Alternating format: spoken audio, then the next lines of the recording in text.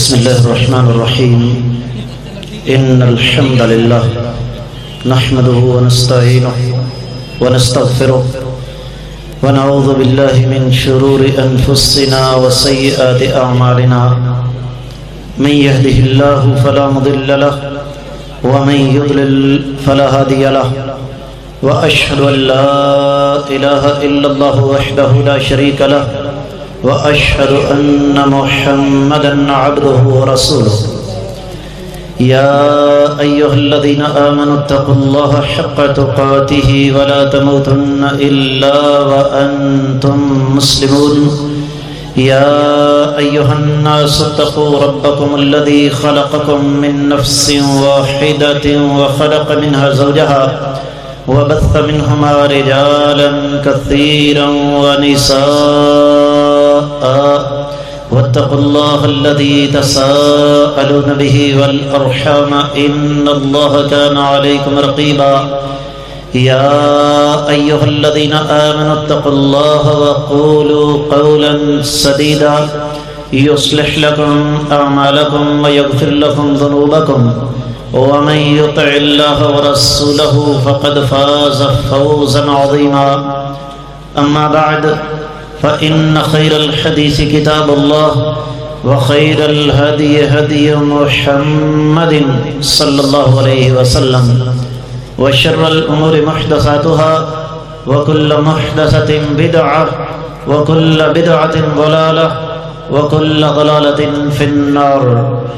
قال الله عز وجل بعد أعوذ بالله السميع العليم من الشيطان الرجيم واعتصموا بحبل الله جميعا ولا تفرقوا.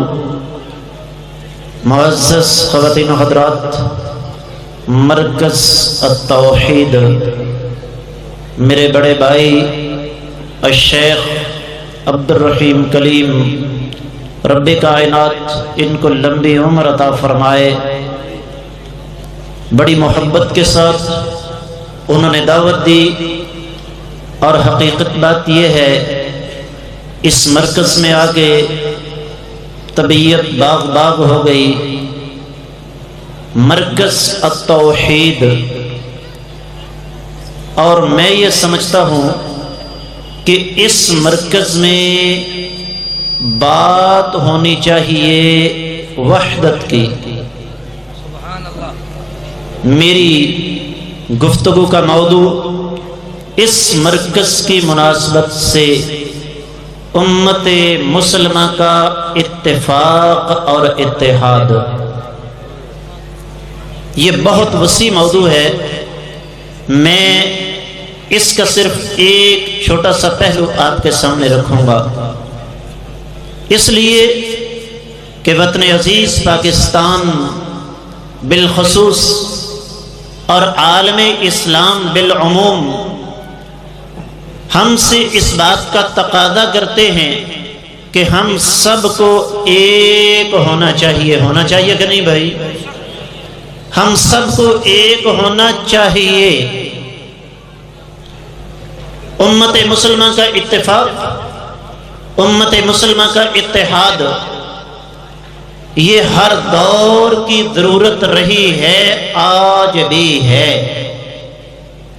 بیان کرنے والوں نے بتایا، نبی کریم صلی اللہ علیہ وسلم کی حدیث ہے، سیدنا حذیفہ بن یمان رضی اللہ تعالیٰ عنہ راوی ہیں، فرماتے ہیں کان الناس یسألون رسول اللہ صلی اللہ علیہ وسلم عن الخیر وکنت اسألہ عن الشر مخافتا ان یدرکنی.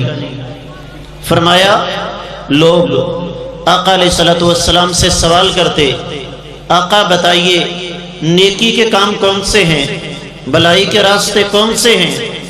فرمایا میں ہمیشہ آقا علیہ السلام سے یہ سوال کرتا کہ آقا یہ بتائیے شیطان کے راستے کون کون سے ہیں، تاکہ میں بے خبری میں کہیں شیطان کی چال کا شکار نہ ہو جاؤں. ہمیں آج غور کرنا ہے کہ ہمارے اتحاد کو پارا پارا کرنے والی کون کون سی طاقتیں ہیں، کن کن اسباب کی بنا پر آج امت مسلمہ بالعموم اور پاکستان بالخصوص انتشار کا شکار ہے، ہم ایک کیوں نہیں ہو سکتے؟ میری بات آپ کی سمجھ میں آ رہی ہے؟ مجھے وقت دیا گیا ہے 1 گھنٹہ، اپنی گھڑیاں دیکھ لیجئے، میں کوشش کروں گا میری گفتگو 9:35 سے 1 منٹ بھی اوپر نہ جائے۔ بیان کرنے والوں نے بیان کیا امت مسلمہ انتشار کا شکار ہے، کس لیے؟ دین کے علم کی کمی ہے، بات صحیح ہے۔ امت مسلمہ انتشار کا شکار ہے، کس لیے؟ امت مسلمہ کے اکثر افراد کے لیے دل و دماغ میں تعصب ہے، مان لیا، لسانیت ہے، علاقائیت ہے، صوبائیت ہے۔ بعد نے بیان کیا امت مسلمہ کے انتشار کی وجہ، وطن عزیز پاکستان کے باسیوں کے انتشار کی وجہ ڈی مورلائزیشن آف پاور، اختیارات کا غلط استعمال، اختیارات کی تقسیم، کچھ اختیارات صدر کے پاس، کچھ وزیر اعظم کے پاس، کچھ آرمی چیف کے پاس، کچھ چیف جسٹس کے پاس، کچھ پارلیمنٹ کے پاس، کچھ کابینہ کے پاس۔ ان تمام باتوں سے انکار نہیں کیا جا سکتا، لیکن جو سبب آج میں آپ کے لیے لے کر آیا ہوں شاید آپ نے اس سے پہلے نہ سنا ہو، اور وہ سبب کیا ہے؟ شخصیت پرستی۔ توجہ ہے بھائی؟ بات سمجھ میں آ رہی ہے؟ میں نے آپ سے 60 منٹ لیے ہیں اللہ کی رضا کے لیے، وہ 60 منٹ آپ نے میرے ساتھ گزارنے ہیں۔ شخصیت پرستی کا مطلب کیا ہے؟ کہ انسان تعلیمات، نظریات کو، وحی کو چھوڑ کر شخصیات کے پیچھے چل نکلے۔ اسلام میں شخصیت پرستی کا کوئی تصور نہیں ہے۔ میں اپنی گفتگو کو 3 سے 4 حصوں میں تقسیم کروں گا۔ سب سے پہلے میں اللہ کی توفیق سے قرآن و حدیث، عقل اور صحابہ کرام کی زندگیوں سے کچھ دلائل آپ کو دوں گا جن سے یہ پتہ چلے گا کہ اسلام میں شخصیت پرستی کا کوئی تصور بولو نہیں ہے۔ اس کے بعد میں آپ کو تھوڑا سا اسلامی تاریخ سے متعارف کرواؤں گا، پھر میں آپ کو آخر میں یہ بتاؤں گا کہ جب امت مسلمہ میں شخصیت پرستی آئی تو مسلمانوں کا کیا حال ہوا، اور میری گفتگو کا آخری نقطہ، اس انتشار سے ہم بچ کیسے سکتے ہیں، شخصیت پرستی سے بچ کیسے سکتے ہیں۔ بڑی تکنیکی قسم کی تقسیم ہے میری گفتگو کی۔ سب سے پہلی بات، اسلام میں شخصیت پرستی کا تصور نہیں ہے، اور اس کی سب سے پہلی دلیل میں آپ کی زبان سے سنوں گا انشاءاللہ۔ اب بھائی سوچ رہے ہوں گے ہماری زبانوں سے کیسے؟ توجہ ہے نا؟ میں کہتا ہوں محمد بن عبداللہ، مجمع خاموش ہے، میں کہتا ہوں محمد الرسول اللہ۔ کیوں صلی اللہ علیہ وسلم کہا؟ میں نے کہا تھا میں نے آپ سے دلیل لینی ہے۔ محمد بن عبداللہ، نبی علیہ السلام کے والد محترم کا نام پتہ ہے نا؟ عبداللہ، سب کو پتہ ہے نا؟ لیکن میں نے محمد بن عبداللہ کہا، آپ خاموش رہے۔ میں نے کہا محمد الرسول اللہ، مجمع گونج اٹھا ہے صلی اللہ علیہ وسلم کی آواز سے۔ اس کا مطلب کیا ہوا کہ آپ کے ذہنوں میں بھی یہ بات موجود ہے کہ محمد بن عبداللہ ایک شخصیت دنیا میں تشریف لائے، اپنی زندگی بسر کی، دنیا سے چلے گئے۔ لیکن جب میں کہوں گا محمد الرسول اللہ صلی اللہ علیہ وسلم، آپ کے ذہنوں میں ایک بات آئے گی، اللہ تعالیٰ کی یہ زمین فساد کا نمونہ بن چکی تھی، جہالت کے اندھیرے چھائے ہوئے تھے، بیٹیوں کو زندہ دفن کیا جا رہا تھا، چھوٹی چھوٹی باتوں پر لڑائی جاری رہتی، 40 سال چلتی رہتی، شراب جسے ام الخبائث کہا جاتا ہے اس کا دور دورہ تھا، مظلوم کچلے جا رہے تھے، ظالموں کا پنجہ استبداد دن بدن وقت کے ساتھ ساتھ مضبوط ہوتا جا رہا تھا۔ ان حالات میں میرے اللہ نے ایک رسول مبعوث فرمایا۔ کیا مبعوث فرمایا؟ محمد الرسول اللہ صلی اللہ علیہ وسلم تشریف لائے۔ 23 سال اللہ کی قسم اٹھا کے کہتا ہوں کوئی حیثیت نہیں ہے 23 سالوں کی، لیکن 23 سال کے دوران محمد الرسول اللہ صلی اللہ علیہ وسلم نے رب کائنات کی نازل کردہ وحی کے مطابق تربیت کی، اصلاح کی، دعوت دی، جہاد کیا۔ اس کا نتیجہ یہ ہے کہ میرے آقا علیہ الصلوۃ والسلام دنیا کو وہ پیغام دے گے، دنیا کو وہ دین دے گے، دنیا کو وہ مدد دے گے، دنیا کو وہ راستہ دے گے کہ آج ساری دنیا کا کفر مل کر بھی اسلام کو مٹا سکتا۔ یہ کام کیا رسول اللہ صلی اللہ علیہ وسلم۔ اور پھر آپ یہ دیکھیں، یاد رکھیے میں جو بات کرنے والا ہوں اس کا تعلق کسی مسلک کے ساتھ نہیں ہے، کسی فرقے کے ساتھ نہیں ہے۔ تمام بھائی میری بات کو توجہ کے ساتھ سنیں۔ رسالت ہمارے نزدیک عقیدے کا مسئلہ ہے، ٹھیک ہے جی؟ رسالت کون سا مسئلہ ہے بھائیو؟ میں پھر آپ سے گواہی لوں گا۔ ایک آدمی اللہ کے ساتھ کسی کو شریک نہیں بناتا، غیر اللہ سے مدد نہیں مانگتا، غیر اللہ کے نام کی نظر و نیاز نہیں دیتا، غیر اللہ کی عبادت نہیں کرتا، لیکن وہ کائنات کے امام صلی اللہ علیہ وسلم کو اللہ کا آخری نبی اور رسول نہیں مانتا۔ اپنی ایمانداری سے بتائیے مسلمان ہو سکتا ہے؟ جنت میں جا سکتا ہے؟ سوال ہی نہیں پیدا ہوتا۔ یہی وجہ ہے کہ ہمارا اور مرزائیوں کا، ہمارا اور قادیانیوں کا بنیادی اختلاف عقیدہ رسالت پر ہے۔ توحید کے حوالے سے ان کے عقیدے کے اندر جو خرابیاں ہیں عام آدمی اس کو نہیں سمجھتا، لیکن ایک ہمارا چھوٹا سا بچہ بھی یہ سمجھتا ہے کہ قادیانی کافر ہے، مرزائی کافر ہے، مرتد ہے، جہنمی ہے۔ کس وجہ سے؟ کہ اس نے عقیدہ رسالت پر ڈاکہ ڈالا ہے۔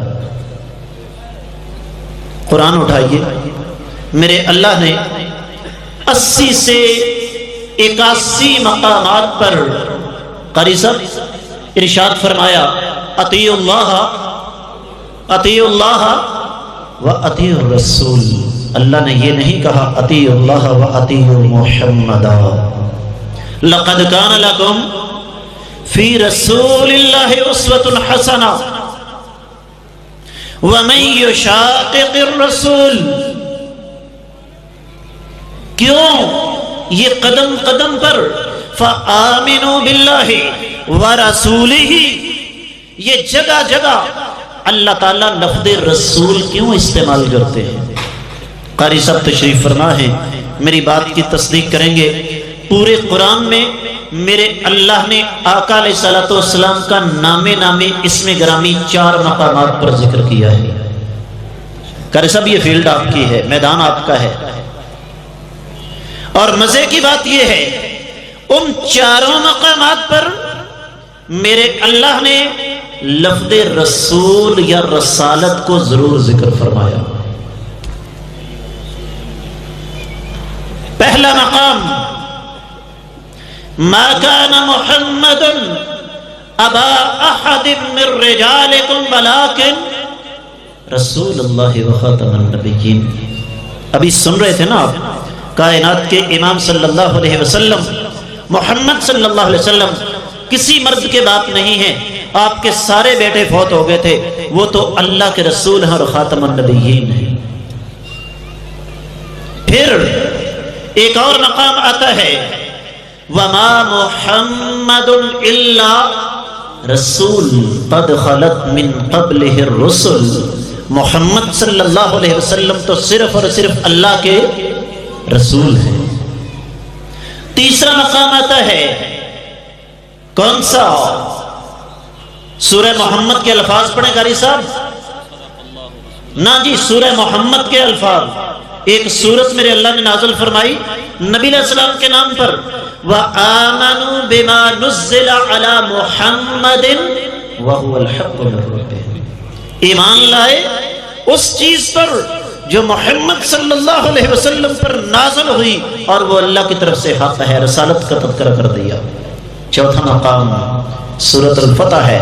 میرے اللہ نے اکٹھا کر دیا محمد الرسول اللہ والذین معہ اشداء علی الکفار رحماء بینہم. میرے علم کے مطابق ان 4 مقامات کے علاوہ میرے اللہ نے پورے قرآن میں کائنات کے امام صلی اللہ علیہ وسلم کا نام نہیں لیا. قدم قدم پر نبی رسول نبی رسول. کیوں؟ میرے اور آپ کے ذہنوں سے یہ شخصیت پرستی کا بت نکالنے کے لیے کہ تم نے جیسا ہستی مقدسہ کی پیروی کرنی ہے وہ اللہ کے رسول ہے. ایک سوال توجہ ہے بھائی، آپ سے ایک سوال کر رہا ہوں، کوئی حرج والی بات نہیں ہے، بڑا سادہ سا سوال ہے، توجہ کے ساتھ اس کا جواب دینا ہے آپ. اگر آپ سے یہ پوچھا جائے کہ آپ کس کے پیروکار ہیں، توجہ ہے، بڑا نازک سا سوال ہے. آپ کس کے پیروکار ہیں، محمد کے یا رسول کے؟ بولو، محمد کے یا رسول کے؟ تو پیروکار کس کے ہیں؟ لا الہ الا اللہ محمد الرسول اللہ. ایک اور سوال، مجھے آپ سب کو کائنات کے امام صلی اللہ علیہ وسلم اپنی کل کائنات سے زیادہ عزیز ہے. جس کا یہ ایمان نہیں وہ اپنے ایمان کی خیر منائے. درست ہے؟ اللہ کے رسول صلی اللہ علیہ وسلم ہمیں اپنی کل کائنات سے زیادہ عزیز ہیں، اللہ کا حکم. لیکن سوال، نبی علیہ الصلوۃ والسلام کو یہ مقام کیوں ملا؟ ہمیں آقا علیہ الصلوۃ والسلام اپنی جان سے زیادہ عزیز کیوں ہیں؟ عربی ہونے کی وجہ سے، قریشی ہونے کی وجہ سے، ہاشمی ہونے کی وجہ سے، خوبصورت ہونے کی وجہ سے، در یتیم ہونے کی وجہ سے، یا رسول ہونے کی وجہ سے؟ شخصیت پرستی کے بت ٹوٹتے ہیں. شخصیت پرستی کے حوالے سے دلائل بہت سارے، لیکن میں مختصر کرتا ہوں، تھوڑا سا آگے لے کر آپ کو چلتا ہوں. احد کا میدان، واقعات آپ نے سنے ہوئے ہیں، ان سے ہماری آگاہی نہیں، لیکن میں اس کے ایک چھوٹا سا پہلو آپ کے سامنے رکھتا ہوں. اللہ تعالیٰ سب کو مدینہ دیکھنے کی سعادت نصیب فرمائے. جو میرے بھائی وہاں جا چکے ہیں، جبل رمات، حضرت قریب تشریف لائیں، قریب آ جائیں. جو میرے بھائی حج یا عمرے کے لیے گئے ہیں، ذرا نقشہ ذہن میں رکھیے. جبل رمات تیر اندازوں کا وہ ٹیلہ، قاری صاحب، اس کے اوپر آپ کھڑے ہوں تو اس طرف نظر دوڑائیں تو ایک پہاڑ ایسے نظر آئے گا جیسے کٹا ہوا ہے. مسلمانوں کی ایک اجتہادی غلطی کی وجہ سے جیتی ہوئی بازی فتح میں شکست میں تبدیل ہو گئی. لیکن جب ابو سفیان اپنے ساتھیوں کو لے کر اس جگہ پہنچا نا تو دماغ میں بات آئی، کہتے کیسی فتح ہے ہماری، نہ ہم نے کو مال غنیمت لیا، نہ ہم نے کوئی قیدی پکڑا. ارادہ کیا کہ پلٹ کر مسلمانوں پر حملہ کر دے، لیکن میرے اللہ نے ایسا رعب طاری کر دیا کہ پلٹ نہیں سکا. اب وہاں کھڑا ہوتا ہے اور کھڑے ہو کر کیا کہتا ہے، حل فیکم محمد صلی اللہ علیہ وسلم، کیا تمہارے درمیان محمد صلی اللہ علیہ وسلم موجود ہیں؟ سیدنا عمر کھڑے ہونے لگے. علماء کی مجلس ہے، حضرت میری بات کی تصدیق کیجئے گا، علماء کی مجلس ہے، میرے ارد گرد علم و عمل کے سمندر بیٹھے ہوئے ہیں. سیدنا عمر کھڑے ہونے لگے، فرمایا عمر بیٹھ جاؤ. پھر کہتا ہے کیا تمہارے درمیان ابن ابی قحافہ ابو بکر صدیق رضی اللہ تعالیٰ عنہ موجود ہیں؟ سیدنا عمر پھر کھڑے ہونے لگے، فرمایا بیٹھ جاؤ۔ تیسری دفعہ اس نے کہا کیا تمہارے درمیان خطاب کا بیٹا عمر موجود ہے؟ سیدنا عمر کھڑے ہونے لگے، فرمایا عمر بیٹھ جاؤ۔ کیا کہتا ہے؟ اولو حبل، آج حبل کو فتح حاصل ہو گئی، لنا عزا ولا عزا لکم، ہمارے پاس عزا نام کا بت ہے، تمہارے پاس نہیں ہے۔ میرے آقا علیہ السلام نے فرمایا عمر اب اٹھو۔ کیوں؟ اس سے پہلے بات ہو رہی تھی شخصیات کی، شخصیات آتی جاتی رہتی ہیں، اب اس ظالم نے عقیدے پر، نظریے پر، توحید پر حملہ کیا ہے، اب اس کو جواب دو کہ اللہ اعلی و اجل، لنا مولا ولا مولا لکم۔ اوے بدبخت انسان، تم عزا کی بات کرتے ہو، تم اپنے بتوں کی بات کرتے ہو، سنو ہمارے پاس عرش والے رب کی توحید ہے، ہمارے ساتھ عرش والے رب کی رحمت ہے، اللہ کی توفیق ہے جو تمہارے پاس نہیں۔ شخصیت پرستی کے بت ٹوٹ رہے ہیں۔ آگے بڑھیے، ایک قصہ ہے قرآن مجید میں بڑا معروف سا، میں صرف اس کی طرف اشارہ کروں گا۔ سیدنا یوسف علیہ السلام ایک ناکردہ گناہ کی پاداش میں جیل چلے جاتے ہیں، اور جیل میں ان کی ملاقات دو نوجوانوں سے ہوتی ہے۔ وہ دونوں نوجوان اپنا اپنا خواب یوسف علیہ السلام کو سناتے ہیں، کہتے ہیں کہ آپ دیکھنے میں اچھے آدمی لگتے ہیں، ہمیں اس خواب کی تعبیر بتائیے۔ شیخ حافظ صاحب، کیا یوسف علیہ السلام نے براہ راست خواب کی تعبیر بتائی؟ نہیں۔ کیا فرمایا؟ ھذا مما علمنی ربی، یہ میں جو تمہیں بتا رہا ہوں نا، اس میں میری شخصیت کا کمال نہیں، یہ میرے رب نے مجھ کو سکھایا ہے۔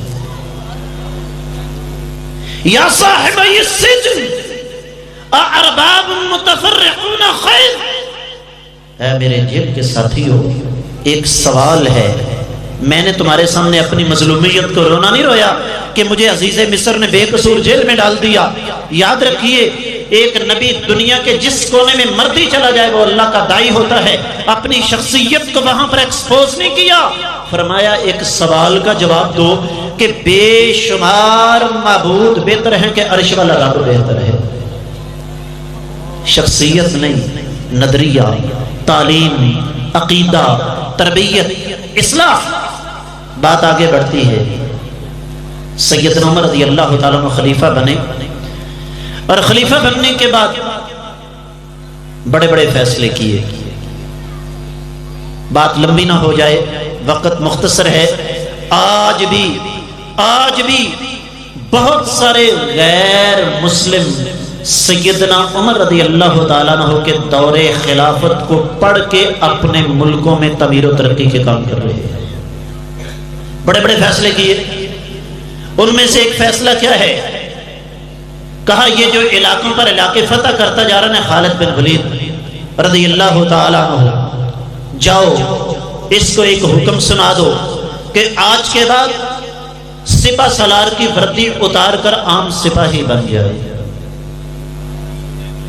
لوگوں نے اس پر بڑا احتجاج کیا، اسلام پھیل رہا ہے، کفر سمٹ رہا ہے، آپ نے یہ کیا فیصلہ کیا؟ سیدنا عمر کا جواب سنیے۔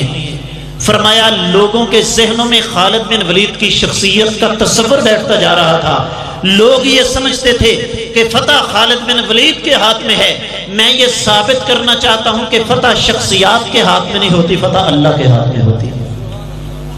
شخصیت پرستی کے بت ٹوٹ رہے ہیں۔ اور آگے بڑھیے، حج کرنے گئے، اللہ کا یہ شعر، میرے آقا علیہ الصلوۃ والسلام کا ساتھی، اسلام کا دوسرا خلیفہ، حج کرنے جاتے ہیں، دیکھا کہ کچھ لوگ مکہ سے باہر جا رہے ہیں، پوچھا کہاں جا رہے ہیں؟ کہا وہ بابرکت درخت جس کا تذکرہ قرآن میں موجود ہے، جس کے نیچے آقا علیہ الصلوۃ والسلام نے سیدنا عثمان کے نام پر اپنے 1400 صحابہ سے بیعت لی تھی، اس درخت کے نیچے جا رہے ہیں۔ فرمایا جاؤ اس درخت کو جڑوں سے اکھاڑ دو، اس زمین کو عام زمین کے برابر کر دو۔ آج لوگ عثمان کے نام پر ویسے وہاں جمع ہو رہے ہیں، کل کو وہاں پر عثمان کے نام پر کوئی نیا فتنہ کھڑا ہو جائے گا۔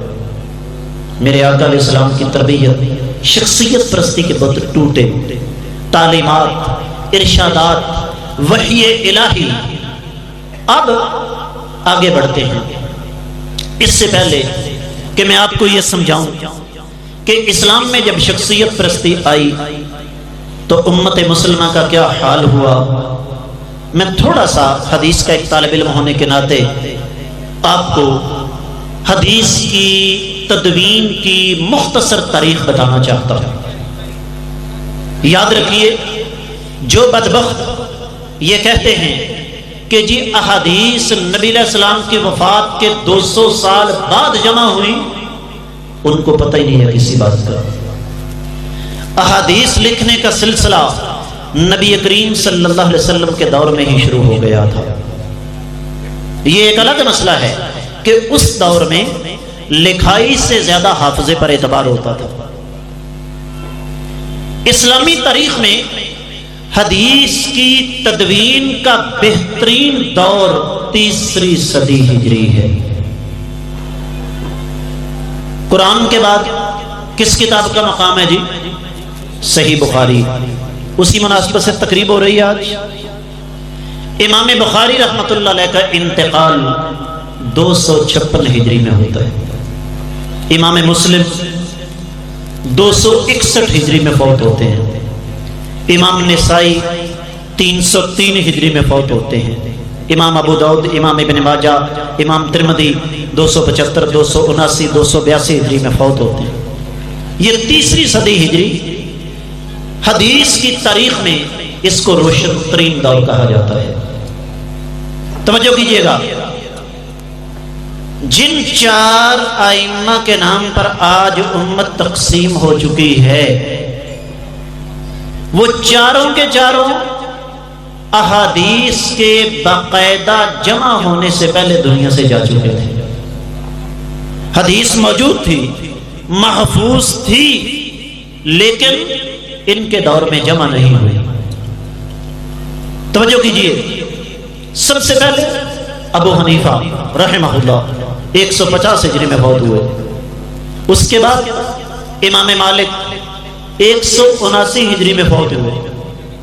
اس کے بعد امام شافعی 202 ہجری میں فوت ہوئے، اور اس کے بعد امام احمد بن حنبل رحمہم اللہ اجمعین 241 ہجری میں فوت ہوئے۔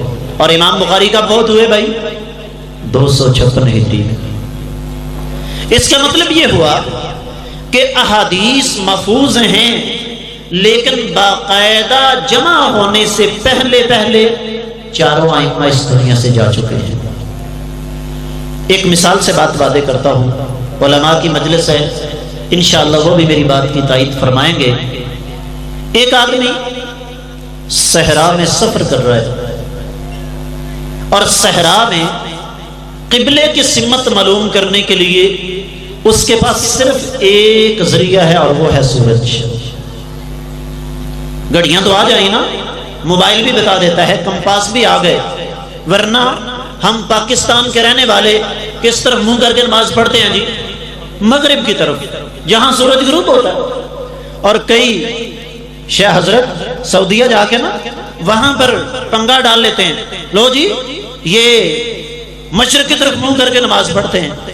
اور میں نے کہا اللہ کے بندے، جو بندہ بیت اللہ سے مغرب کی طرف کھڑا ہوگا وہ مشرق کی طرف ہی منہ کرے گا نا بھائی، بیت اللہ 4 کونے ہیں نا اس کے، ٹھیک ہے، تو منہ کس طرف کرنا ہے؟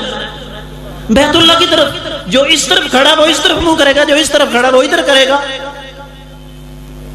صحرا میں ایک آدمی سفر کرتا ہے، اس کے پاس قبلے کی سمت معلوم کرنے کے لیے سورج ذریعہ ہے، سورج کے آگے بادل آ گئے، اس کو نہیں پتا چل رہا قبلہ کس طرف ہے، کیا کرے گا بھائی؟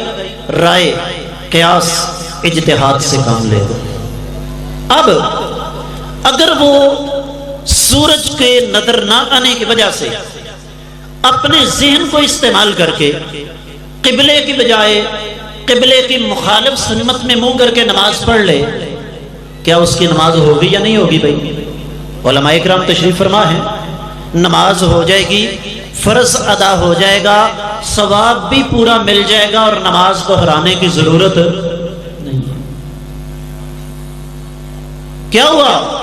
2-3 گھنٹے کے بعد بادل چھٹ گئے، آسمان صاف ہو گیا۔ اب اگر وہ آدمی اسی طرف منہ کر کے نماز پڑھے تو کیا اس کی نماز ہو جائے گی؟ کیوں؟ اس لیے کہ سورج سامنے آ چکا ہے، دلیل مل چکی ہے۔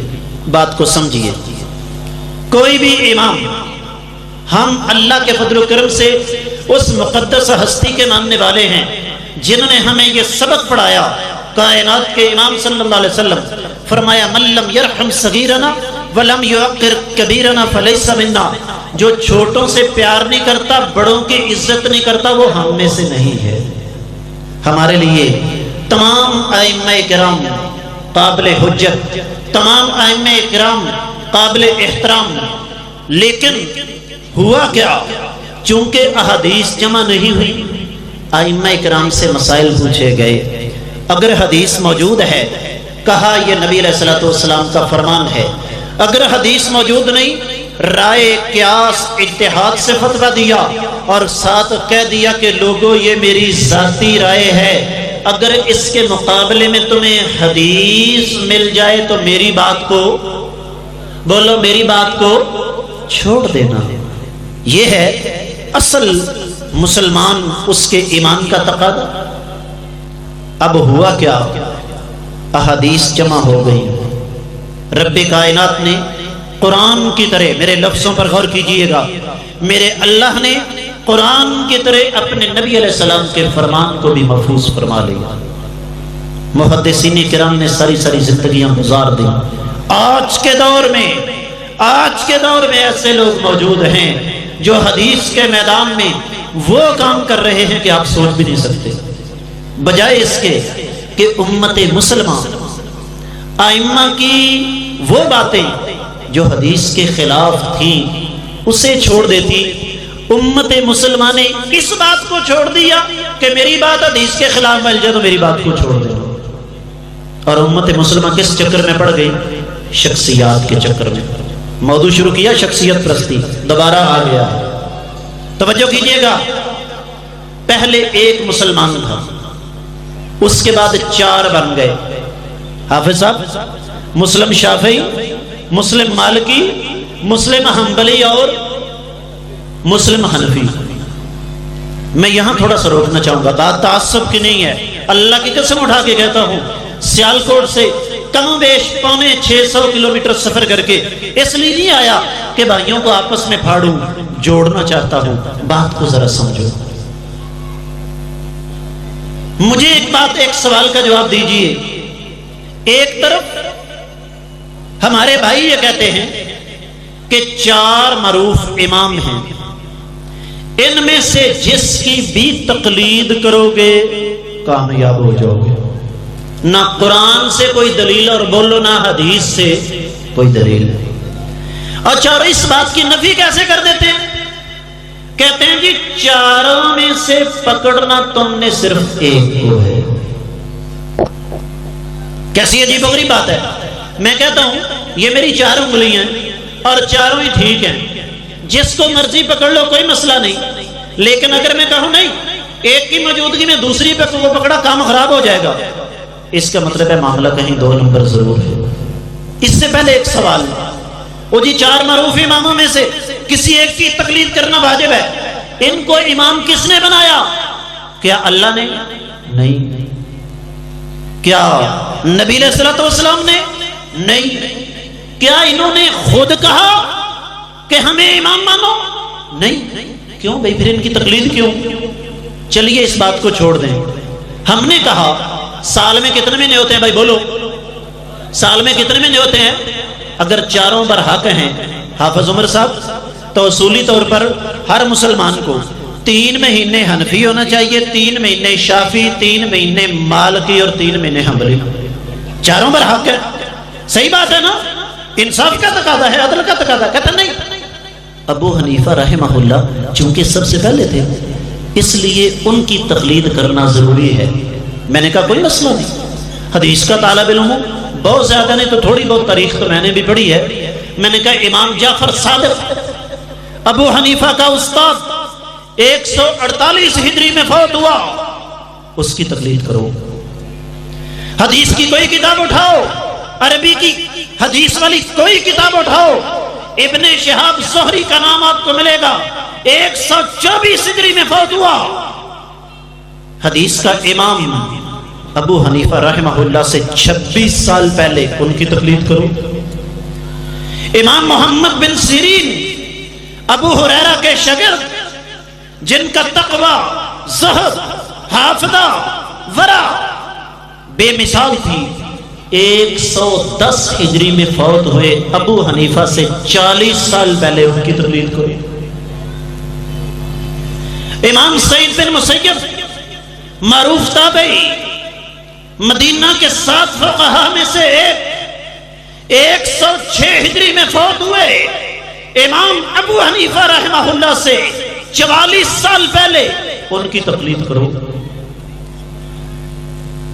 پیچھے چلو، امام عمر بن عبدالعزیز، جن کو چوتھا 5واں خلیفہ راشد کہا جاتا ہے، آپ صرف ان کو خلیفہ کے حوالے سے جانتے ہیں، حدیث کا ایک طالب علم ان کو ایک محدث ہونے کے حوالے سے جانتا ہے۔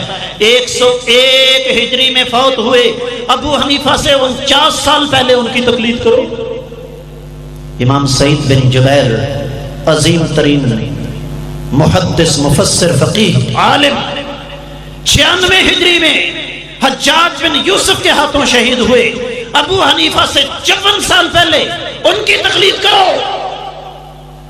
اگر ہم نے حنفی، شافعی، مالکی، حنبلی بننا تھا تو میرے بھائیوں صدیق اکبر کے نام پر صدیقی کہلواتے، فاروق اعظم کے نام پر فاروقی کہلواتے، ہم عثمان غنی کے نام پر عثمانی کہلواتے، علی مرتضیٰ رضی اللہ تعالیٰ عنہ اجمعین کے نام پر علوی کہلواتے۔ جملہ نوٹ کرو، اللہ کی قسم اٹھا کے کہتا ہوں، کلیجہ کٹتا ہے یہ بات کہتے ہوئے، اس سے بڑا ظلم کیا ہوگا کہ نبی کی نبوت 150 سال کے بعد ختم کر دی، ائمہ کی امامت 1250 سال سے چلا رہے ہو، قیامت کے روز نبی کے سامنے کون سا منہ لے کر جاؤ گے؟ کس قدر ظلم کی انتہا ہے۔ میں جذباتی کبھی نہیں ہوتا، لیکن اللہ کی قسم کھا کے کہتا ہوں، یہ بات کہتے ہوئے کلیجہ پھٹتا ہے، میری امت مسلمہ کو کس طرف لگا دی۔ اور معاملہ پھر یہیں پہ ختم نہیں ہوتا۔ یاد رکھیے، آدمی سیدھا چل رہا ہے، سیدھا چلتے چلتے معمولی سا ٹیڑھا راستہ اختیار کرے، 10 منٹ کے بعد راستہ کہیں رہ جائے گا، بندہ کہیں چلا جائے گا۔ توجہ ہے بھائی؟ بات سمجھ میں آ رہی ہے؟ بے فکر رہو، اپنے وقت سے 1 منٹ اوپر نہیں جاتا۔ کیا ہوا؟ جب ہم نے شخصیت پرستی کو پکڑا، بھائی صاف اور سیدھی بات ہے، ابو حنیفہ ایک شخصیت ہے، ٹھیک ہے؟ اور مجھے پھر بات یاد آ گئی، حافظ صاحب شاید آپ میری بات سے اختلاف کریں، حافظ عمر صاحب توجہ کیجئے گا، جو میرے بھائی کہتے ہیں نا میں محمدی ہوں، مجھے اس سے اختلاف ہے، اس لیے اس میں کسی قسم کا کوئی شبہ نہیں کہ ہمارے لیے کائنات کے امام صلی اللہ علیہ وسلم کائنات کی ہر چیز یہاں تک کہ اپنی جان سے بھی زیادہ عزیز ہیں، لیکن شخصیت کی طرف نسبت نہیں کرنی۔ اب ہوا کیا؟ شافعی، مالکی، حنبلی، ان کا آپس میں عقیدے کا کوئی لمبا چوڑا اختلاف نہیں تھا۔ یاد رکھیے، یہ ایک الگ اور مستقل موضوع ہے، کبھی میرے بھائی نے مجھے دوبارہ محبت سے بلایا تو انشاءاللہ اختلاف کے آداب ہیں ان پر بھی بات کروں گا۔ اختلاف ہو جانا کوئی بڑی بات نہیں ہے، اختلاف کو غلط رنگ دینا بری بات ہے۔ کیا ہوا؟ چونکہ شوافع، مالکیہ، حنابلہ ان کا آپس میں عقیدے کا اختلاف نہیں تھا، یہی وجہ ہے کہ پوری دنیا میں آپ کو حنبلیوں کا ایک سے زیادہ کوئی اور فرقہ نہیں ملے گا، شافعیوں کا کوئی دوسرا فرقہ آپ کو نہیں ملے گا، मालकियों का कोई दूसरा फिरका आपको नहीं मिलेगा। मैं ये नहीं कहता कि ये सही है, ये भी गलत है अपने आप को मालकी हम्बली शाफी कहलवाना, लेकिन चूंकि हमारे हनफी भाइयों का अकीदे का इख्तलाफ था। अब सब भाई कहने की इजाजत है ना? वो कहते हैं वो मिर्जा गालिब ने कहा था बागिन मुर्दा फरोशों से कहा कि भाई बेच ही डालें जो यूसुफ से बराबर हो गए। तवज्जो कीजिएगा, इख्तलाफ दो किस्म का होता है। एक है मसले का इख्तलाफ, कोई बड़ी बात नहीं, मेरे भाई तशरीफ फरमा है हाफिज उमर सिद्दीक साहब, हो सकता है मेरा इनका 10 मसलों में आपस में इख्तलाफ हो, कोई बड़ी बात नहीं है। दूसरा होता है अकीदे का इख्तलाफ। सबसे बड़ी बदकिस्मती ये रही कि हम शख्सियत परस्ती की रो में इस कदर भटक गए कि सही इस्लामी अकीदा हमारी नजरों से ओझल हो गया। हुआ क्या, पहले एक मुसलमान था, बाद में 4 बन गए, शाफी, मालिकी, हम्बली और हनफी।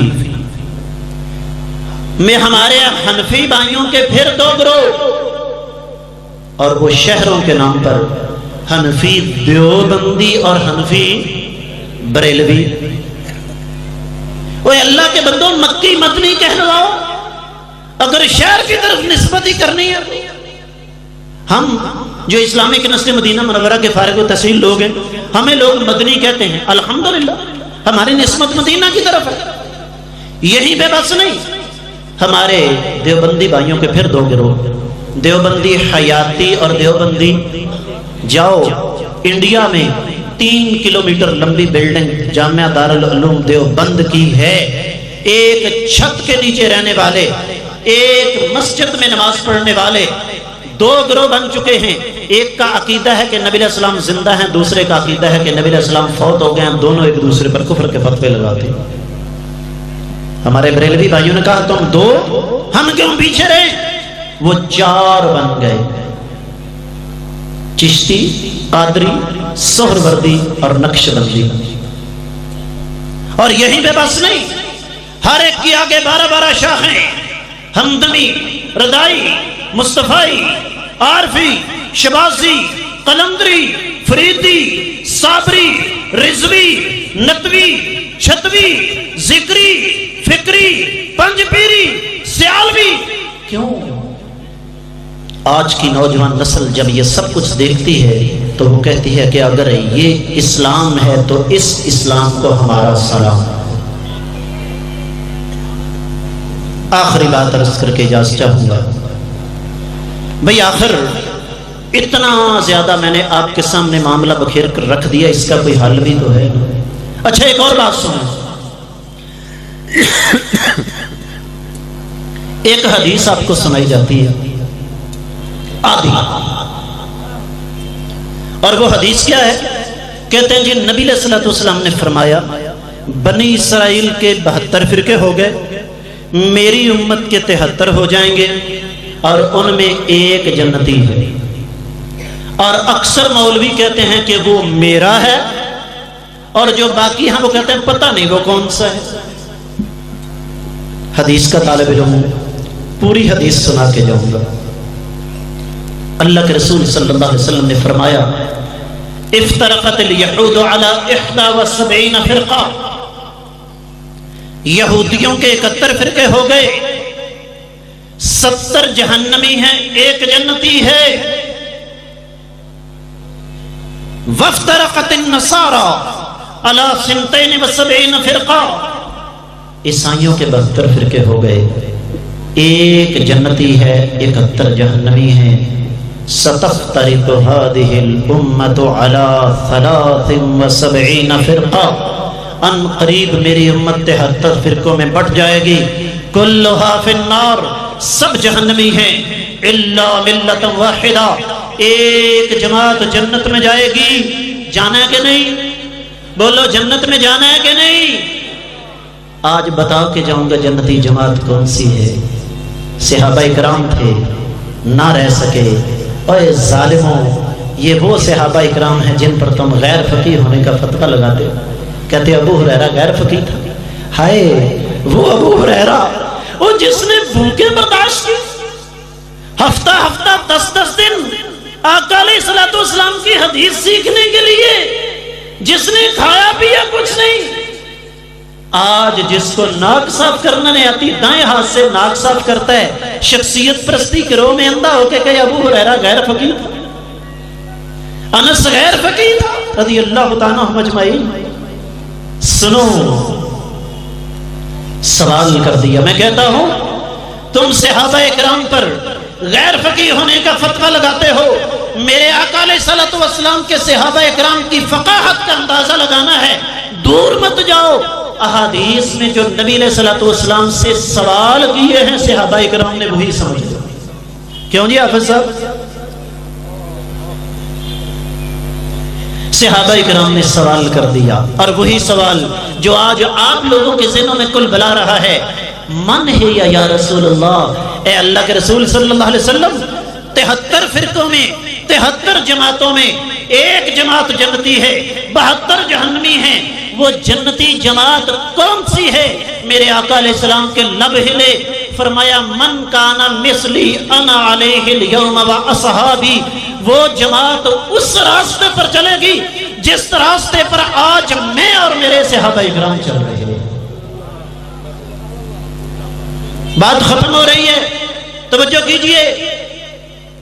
صحابہ اکرام شافعی تھے؟ اب بولو نہیں جی، بنا دیا ایک صاحب نے۔ آپ سب واقعہ یاد ہے؟ ایک مولوی صاحب اپنی کتاب میں لکھتے ہیں، میں نام نہیں لینا چاہتا۔ ایک واقعہ ہے کہ صحابی کو تیر لگا، خون نکلا، لیکن صحابی نے نماز نہیں چھوڑی۔ تو ایک مولوی صاحب اپنی کتاب میں واقعہ لے کر کہتے ہیں ہماری فقہ کے نزدیک، اور توڑ دو شخصیت پرستی کے بتوں کو، قیامت کے روز اللہ کو کیا جواب دو گے؟ کہتے ہیں ہماری فقہ کے نزدیک خون نکلنے سے وضو ٹوٹ جاتا ہے، اگر اس صحابی کا وضو نہیں ٹوٹا تو ہو سکتا ہے وہ صحابی امام شافعی کے مذہب پر ہو۔ انا للہ و انا الیہ راجعون۔ کیا صحابہ اکرام شافعی تھے؟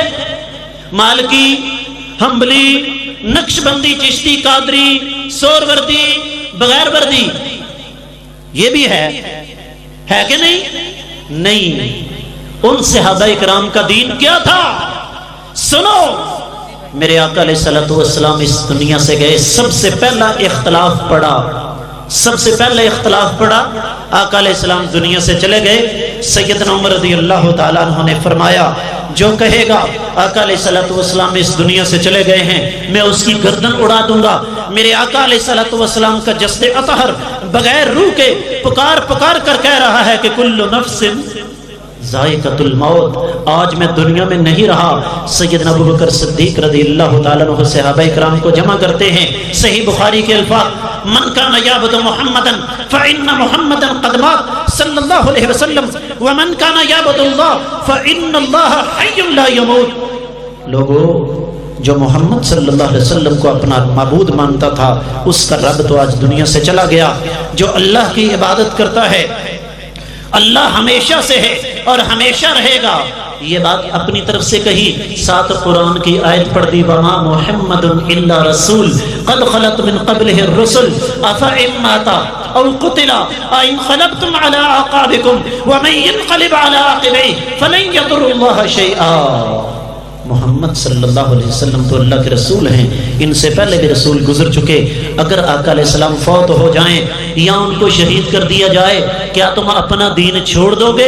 سیدنا عمر رضی اللہ تعالیٰ عنہ فرماتے ہیں مجھے یوں معلوم ہوا جیسے یہ آیت ابھی آئی ہے، مجھے یقین ہو گیا کہ آقا علیہ السلام فوت ہو گئے ہیں۔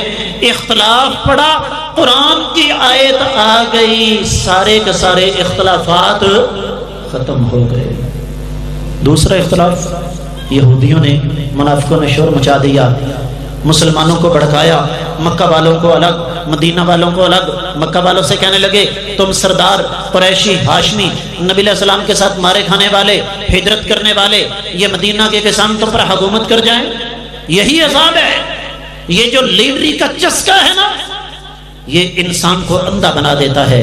مدینے والوں سے کہنے لگے، انصار صحابہ اکرام سے، یہ بھوکے ننگے مدینہ سے آئے تھے، مکہ سے آئے تھے، ان کے پاس کچھ نہیں تھا، تم نے پناہ دی، اپنے گھروں کے دروازے کھول دیے، دلوں کے دروازے کھول دیے۔ آج یہ تم پر حکومت کر جائیں، قریب تھا کہ تلواریں نکل آتی۔ کائنات کا صدیق ایک بار پھر سامنے آ گئے اور ایک حدیث سنائی۔ کیا سنایا؟ بولو کیا سنایا؟ حدیث سنائی۔ میرے ساتھیوں، لڑتے کیوں ہو؟ آقا علیہ السلام کا فرمان ہے خلیفہ قریشیوں میں سے ہوں گے۔ یہ حدیث سننے کی دیر ہے۔ انصار کہنے لگے خلافت جانے اور تم جانے، ہم نبی علیہ السلام کے سامنے، نبی علیہ السلام کے فرمان کے سامنے بول سکتے نہیں۔ سنو، اس مرکز توحید میں آنے والوں، میرے بھائی الشیخ عبد الرحیم کلیم کی آواز پر لبیک کہنے والوں، ایک گناہگار اپنے بھائی کی اس پکار پر کان دھرو۔ اللہ کی قسم اٹھا کے کہتا ہوں، سارے کے سارے اختلافات ختم ہو جاتے ہیں۔ ہم شخصیت پرستی کے بتوں کو توڑ دیں، اللہ کے قرآن پر جمع ہو جائیں، نبی علیہ السلام کے فرمان پر جمع ہو جائیں۔ ہمارے رب کتنے ہیں؟ بولو رب کتنے؟ رسول کتنے؟ قبلے کتنے؟ کتابیں کتنی؟ دین کتنے؟ ہماری منزل بھی ایک ہے، اور ہم سارے کے سارے قرآن و حدیث کی بنیاد پر کیا ہیں؟ بولو گرج کے بولو، ہم سارے کے سارے قرآن و حدیث کی بنیاد پر کیا ہیں؟ عرش والے گواہ ہو جانا کہ میں نے تیرے اس توحید کے مرکز میں آنے والوں کو قرآن و حدیث پر جمع ہونے کی دعوت دے دی تھی۔ جان بوجھ کر میں نے آپ سے زیادہ وقت لیا تھا، مجھے پتا تھا میرا موضوع پہلے مکمل ہو جائے گا۔ کبھی آپ نے محبت سے دعوت دی، دوبارہ آپ کی خدمت میں حاضر ہونے کی کوشش کروں گا۔ میری اللہ سے دعا ہے رب کائنات ہمیں شخصیت پرستی کے بت کو توڑنے کی توفیق عطا فرمائے۔ اللہ تعالی ہمیں قرآن و حدیث پر جمع ہونے کی توفیق عطا فرمائے۔ رب کائنات ہم سب کے دلوں کو حسد، بغض، عناد اور کینے سے پاک کر دے۔ اللہ تعالی ہمارے دلوں کو تعصب سے پاک کر دے۔ آنے والوں کی آمد کو اللہ تعالی قبول و منظور فرمائے۔ جو کچھ میں نے رزق کی اس میں بہتری ہے تو اللہ کی طرف سے ہے، کوئی خامی ہے تو میرے اور شیطان کی طرف سے ہے۔ اللہ تعالی ہماری کمیوں کوتاہیوں کو معاف فرمائے۔ اقول قولی ھذا وآخر دعوانا ان الحمد للہ رب العالمین۔